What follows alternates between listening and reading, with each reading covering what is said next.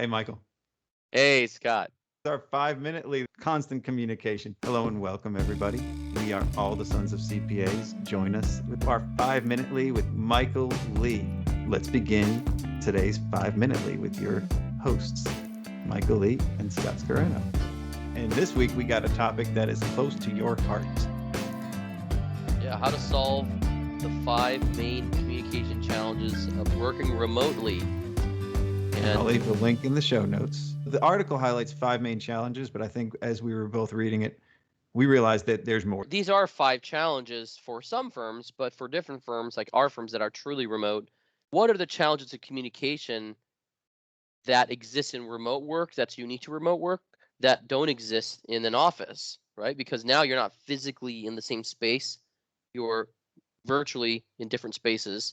It causes different challenges. Doesn't mean they're worse than in person or better. It's just different challenges. That's what we're going to talk about today, is what are those challenges when you shift from an in-person office environment to a remote work environment. And we all know that during COVID, this happened to a lot of firms.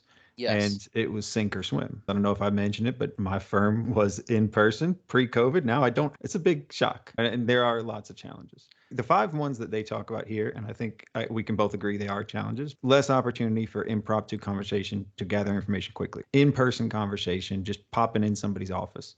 What kind of solutions do you have for the lack of impromptu? We know that most communication is nonverbal. So the impromptu opportunities in a physical space allow you to communicate nonverbally and allow you to do quick conversations that occur in that impromptu scenario. When you're a remote session, you can't do that because you may or may not know when that person is available for that impromptu conversation. So the solution is you utilize an internal messaging tool like a Slack, Microsoft Teams, for that instant communication. Generally, those internal communication tools allow for that, but also it allows you to check in to say, hey, can we jump on a quick call or have a quick video call so we can chat about something? So that's something that I'm trying to get rid of, though. When you interrupt somebody and you say, hey, can we get on a quick call? What's the appropriate way to reach out to them in the middle of the day?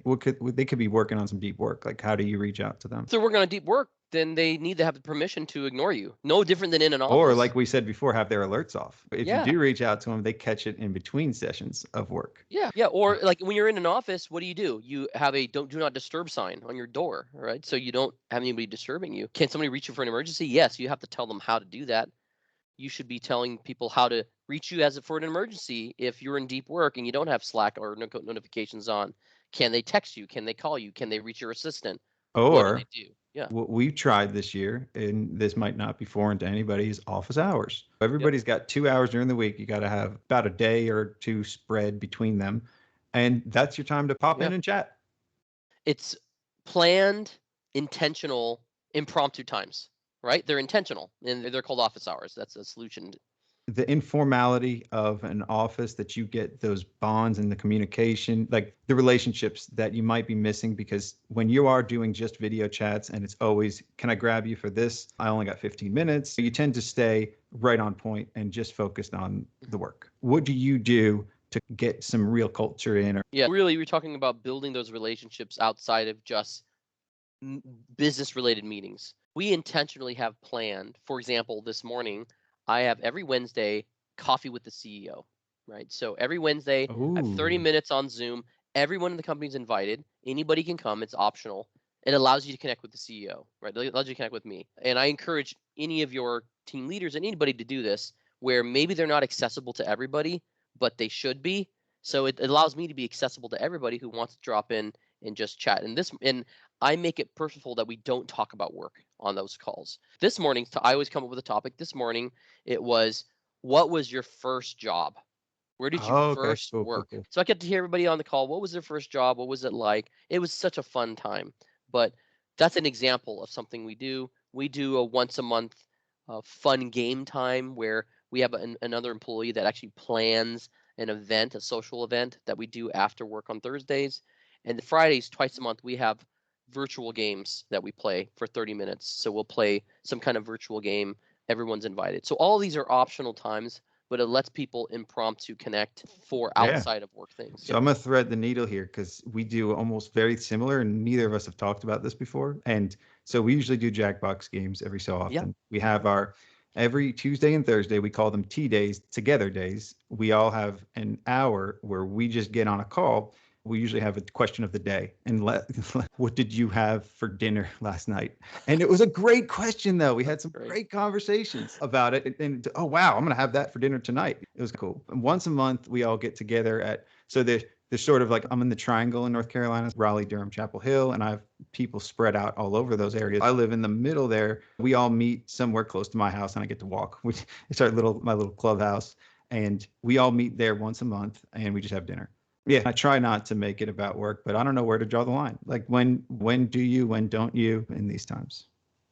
Yeah, in any of these connection times, I don't talk about work when I know that it's not a formal meeting to talk about work-related things. Your direct reportees, right? Yeah, yeah. And those I have separate meetings on. That's actually a part of the challenges. Collaboration is working on projects together. Collaboration is checking in on one another. You want to have those intentional meetings for that, right? You don't want to just do those in impromptu meetings. You want to collaborate on different projects and have those scheduled out. And that's the appropriate time to do. Or you go get an app like Teamwork. Yeah, exactly. Teamwork. You also use Carbon. Exactly. Use Financial Sense. The goal is you want your workflows, you want your tasks, you want your project laid out, and you want to know who's assigned to what, and that helps you collaborate on those projects and that work. And the other two, again, just workshopping, brainstorming sessions. I think we pretty much covered that one. And determining what information belongs in what communication channel. That's actually just what we mentioned, like making sure it's appropriate for the time and for. You don't want to write something that should be a one-page email or frankly a conversation in Slack or in Teams, right? Teams should be for quick, brief communication. There's a time and a place. Exactly. You know what I just found out earlier this week? I found out that I tried to limit their Slack because I thought that people were using Slack too much, and I thought it just turned into a context shift nightmare, hyperactive hive mind. Mm-hmm. And then I find out that it's like whack-a-mole. They're all using text. They're not on Slack. They're all texting each other because they still have to have those. Well, we got them back on Slack. We got everybody back on Slack. Back on track, back on Slack. Yeah, exactly. There's got to be a way for that communication because the reality is you normally would have impromptu conversations. Yeah. So Slack or text is the replacement in a remote work environment. You have to facilitate that. Otherwise, the other solution is you have literally a Clubhouse style audio on all the time. You don't want that. And you don't want that. But that's the only other solution. The best thing to do is use Slack, leverage the tools, and define when the communication channel should be used. And then escalate it up. And also encourage your team members, pick up the phone. Pick up the phone. Exactly. Like you said, you want it to be the right purpose for Slack, and you don't want to use it to send dissertations, but you really do want to pick up the phone. And that's something that I find is a problem with clients. A lot of clients will have a ping pong email back and forth, and when you're not seeing them face to face and you don't get that communication, maybe you don't have meetings with them, pick up the phone, ask them how they're doing, and then ask them the question. People love, how are you doing? You know? And there's certain clients and certain employees, if you realize you have a regular communication with them on a pretty regular cadence, you can actually limit that to say, hey, why don't we schedule a 5-minute touch base every week, right? Or why don't we call it a 5-minute leap? Yeah, exactly. Exactly. It trains your client to save their questions for that period of time. That would save you a bunch of email exchanges and a bunch of other communication. So if you've got clients and employees like that, train them through just having a standard call and then let them know, hey, if there's an emergency, feel free to reach out. But otherwise, let's hold all our questions and all our comments and replies to this 5 minutes or 10-minute check-in. It saves you a ton of time. Right. We started some Google Docs to do just that.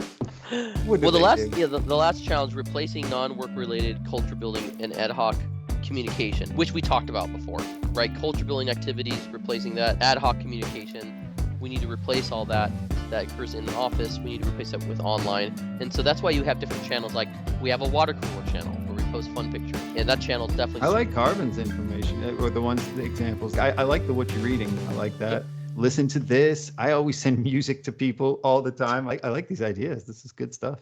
Yeah, yeah, that new Kanye West album, huh? Oh man, I'm Yo, enjoying fire. it, but I gotta get some stamina, man. It's 2 hours long. It's It's a good, movie. It's a but movie man, track. it's a movie. What really is a movie is the new Halsey. She made a movie and an album, and it's dope. Yeah. Thank you, Michael. Thanks, Scott.